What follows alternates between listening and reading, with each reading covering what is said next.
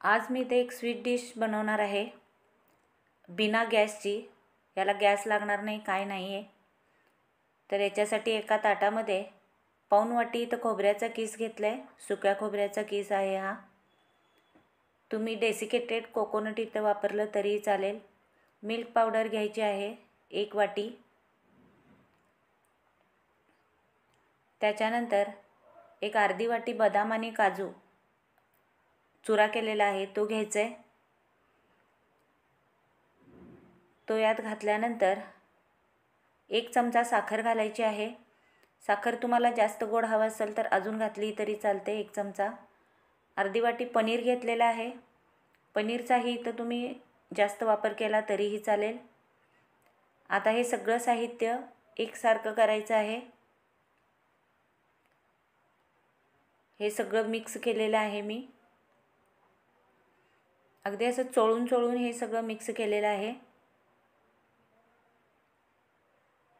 यामध्ये छोट्या चमच्यानं दूध घ्यायचं आहे। हे बघा, असं एकदम दूध घालायचं नाही आहे।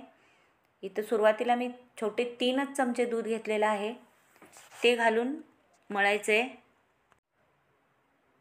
आता हे 3 चमचे दूध आपल्याला बास झालेलं आहे। आता हे असं गोळा करून त्याची वळकुटी करायची आहे। एका प्लास्टिक कागदावर घेऊन चांगली त्याची लांब अशी वळकुटी करायची।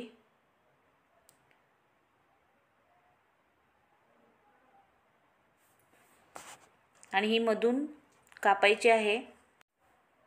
इथे मी एक फॉईल पेपर घेतलेला आहे आणि त्याच्यामध्ये ही एक वळकुटी मी ठेवणार आहे आणि त्याला चांगलं गुंडाळायचं। त्याला पॅक करायचं दोन्हीकडून। अशा ह्या दोन्ही वळकुट्या मी फॉईल पेपरमध्ये घातलेल्या आहेत आणि या फ्रीजमध्ये 1-2-3 तास ठेवून द्यायचे आहेत। आता हे 3 तास झालेले आहेत। त्याच्यातील एक वळकुटी मी काढलेली आहे। हे अशी ही वळकुटी तयार झालेली आहे। आता एक चाकू घ्यायचं आहे, मधून आधी कापायचं आहे आणि नंतर अशा ह्याच्या वड्या कापायच्या आहेत। तुम्हाला केवढ्या जाडी हवी तेवढी तुम्ही कापू शकता।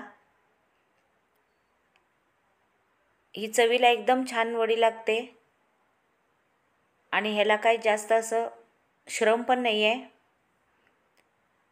त्यामुळे ही झटपट तयार होणारी आहे।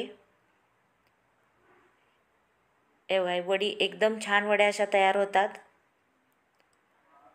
एकदम मऊसूत अशा वड्या तयार होतात। तर तुम्हाला ही